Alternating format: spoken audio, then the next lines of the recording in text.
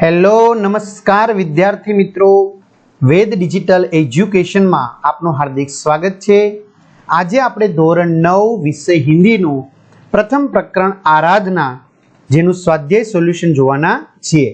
તો ખાસ ચેનલમાં નવા હોય તો ચેનલ સબસ્ક્રાઇબ કરી બાજુમાં વાળા બેલ આઇકનને પ્રેસ કરો જેથી તમને ધોરણ 9ના તમામ વિષયના વિડીયો પ્રાપ્ત થઈ શકે, જેમ કે વિજ્ઞાન સાગર સર દ્વારા, ગણિત કલ્પેશ સર દ્વારા, SS પરેશ સર દ્વારા, ઇંગ્લિશ રાકેશ સર દ્વારા, ગુજરાતી ધારા મેડમ દ્વારા આ બધા જ વિષયના વિડીયો મળશે, જેમાં તમે શિક્ષકને લાઈવ નિહાળી શકશો। વિડીયો લાઈક કરો, તમારા મિત્રો દોસ્તોને શેર કરો। તો લઈએ આપણે વિદ્યાર્થી મિત્રો પ્રથમ પ્રકરણ આરાધના જેમનું સ્વાધ્યાય સોલ્યુશન। મિત્રો સ્વાધ્યાય સોલ્યુશન સમજતા પહેલા ખાસ મારે તમને જણાવવાનું છે કે ઘણા બધા મિત્રોની જુદી જુદી કમેન્ટ હોય છે, એટલે આપણે એક સાથે પહેલા તમને જણાવી દઈએ કે સર અમને ગણિત અને વિજ્ઞાન અઘરું લાગે છે। જો પહેલી કમેન્ટ તો આ છે, સર 9માનું ગણિત વિજ્ઞાનમાં કંઈ સમજાતું નથી, સર અમારે એના લાઈવ લેક્ચર જોવા હોય તો, રેકોર્ડેડ લેક્ચર જોવા હોય તો વિદ્યાર્થી મિત્રો મળી જશે। ક્યાંથી મળશે? તો વેદ ડિજિટલ એજ્યુકેશન નામની એપ્લિકેશનમાં, બરાબર, જે તમારાથી તમને નીચે મુજબની માહિતી મળવાની છે। આ એપ્લિકેશન ક્યાંથી ડાઉનલોડ થઈ જણાવું, જેમાં બધા જ વિષયના પાઠ્યપુસ્તકની પ્રકરણની સમજૂતીના વિડીયો, સ્વાધ્યાયની સમજૂતીના વિડીયો, વિષય પ્રમાણેનું મટીરિયલ, પરીક્ષા માટે ઉપયોગી અસાઇનમેન્ટ, બધા જ વિષયના પરીક્ષાના પેપરની સમજૂતીના વિડીયો, એકમ કસોટીની સમજૂતીના વિડીયો, આ બધું જ ગૂગલ પ્લે સ્ટોર કે જ્યાંથી ગેમ ડાઉનલોડ કરો ત્યાં જઈને તમે વેદ ડિજિટલ એજ્યુકેશન એવું લખશો એટલે આપણી એપ્લિકેશન ડાઉનલોડ થશે, બરાબર। વિદ્યાર્થી ઘણા લાખો વિદ્યાર્થી મિત્રો આનો યુઝ કરે છે। ખોલશો એટલે આ રીતનું પેજ ખુલે, એમાં ઓપનમાં તમારા મોબાઈલ નંબર નાખો, મમ્મી પપ્પાના, સેન્ડ ઓટીપી કરશો એટલે 4 આંકડાનો ઓટીપી નાખશો એટલે પેડ કોર્સમાં તમને ગણિત વિજ્ઞાનનો પ્લાન મળી જશે। આ ઉપરાંત સ્વાધ્યાય, પરીક્ષાના પેપરો, બધું જ એક્ઝામ પેપરમાં પેપરો, એકમ કસોટીના પેપર, 3 થી 12માં 3 થી 12 ધોરણના વિડીયો, એમાં તમારું ધોરણ તમારે સિલેક્શન કરવાનું, ફ્રી મટીરિયલ આ બધું જ મળશે। તમારા ધોરણમાં ગયા એટલે તમારા વિષયમાં જવાનું, જે તે વિષયમાં પાર્ટ વાઇઝ તમને વિડીયો મળશે। અથવા શાળા મિત્ર નામની એપ્લિકેશન ડાઉનલોડ કરો, ધોરણમાં જાઓ, તમારું 9મું ધોરણ ઉપર માધ્યમિકમાં જઈને સિલેક્ટ કરો, પાઠ્યપુસ્તકમાં જાઓ, વિષય વાઇઝ તમે પાઠ વાઇઝ વેદ ડિજિટલના વિડીયો ફ્રીમાં મેળવી શકશો। તમારા મિત્રો દોસ્તોને ચોક્કસથી જાણ કરજો, બરાબર, અને ખાસ સબસ્ક્રાઇબ કરજો જેથી તમને આવું અવનવું મળતું રહે। प्रश्न 1, निम्नलिखित प्रश्नों के एक एक वाक्य में उत्तर लिखिए। पहला, कवि नित्य कैसी आराधना चाहते हैं?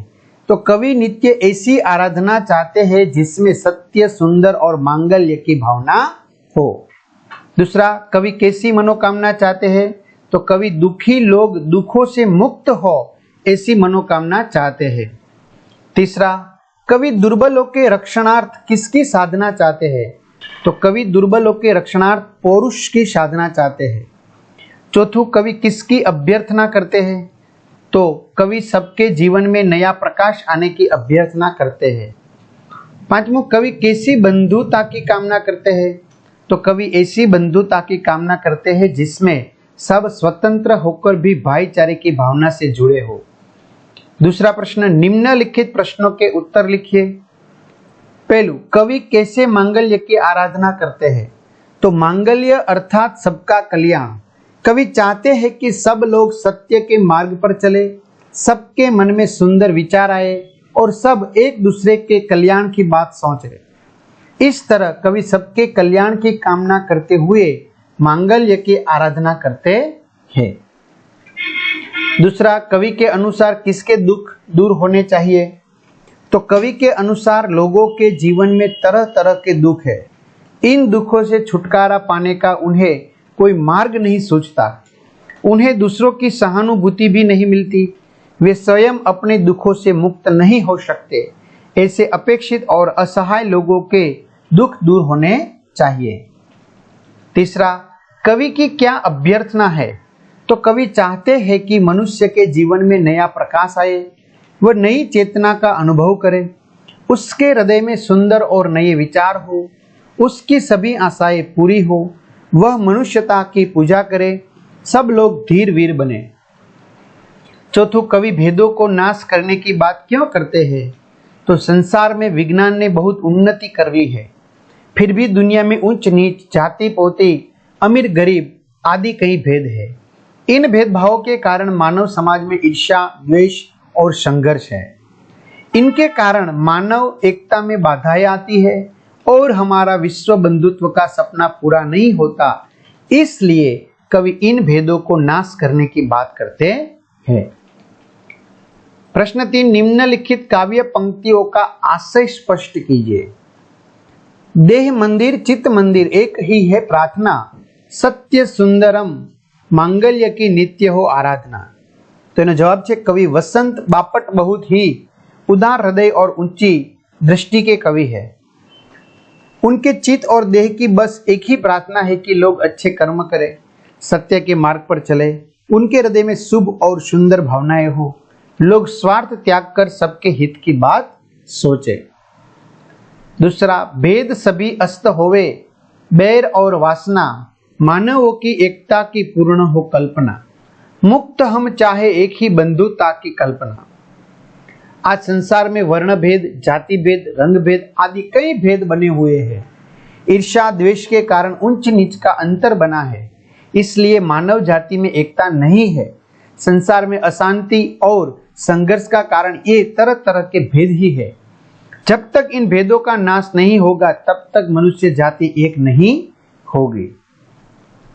प्रश्न 4, काव्य पंक्तियों को पूर्ण कीजिए। देह मंदिर चित्त मंदिर एक ही पौरुष की साधना। तो देह मंदिर चित्त मंदिर एक ही है प्रार्थना, सत्य सुंदर मांगल्य की नित्य हो आराधना, दुखियारों का दुख जाए यही है मनकामना, वेदना को परख पाने जगाए संवेदना, दुर्बलों के रक्षणार्थ पौरुष की साधना। बीजो छे जीवन में नवतेज हो, पछी हमें ... बंधुता की कामना।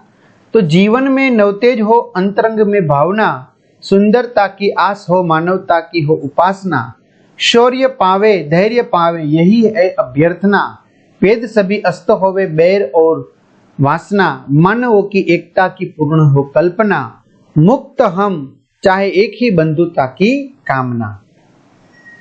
विरोधार्थी शब्द विलोम शब्द लिखिए। दुख सुख जीवन मृत्यु सत्य असत्य सुंदर असुंदर अस्त तो उदय।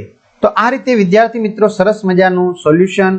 हाँ, जो तमारे आ बधा स्वाध्यायना સોલ્યુશનની पीडीएफ वांचन माटे जोती होय तैयारी माटे, तो विद्यार्थी मित्रों आपणे जे वात करी ए प्रमाणे आपणी जे वेद डिजिटल एज्युकेशन नामनी एप्लिकेशन छे ए डाउनलॉड करी पेड कोर्समां धोरण 9 सिलेक्ट करवानुं। तो एमांथी तमने बधी ज वस्तु मळी जशे। तो तमारा मित्रों दोस्तोने खास जाण कर देजो, बराबर। तो अहीं सुधी राखीए। अस्तु। जय हिंद, जय भारत।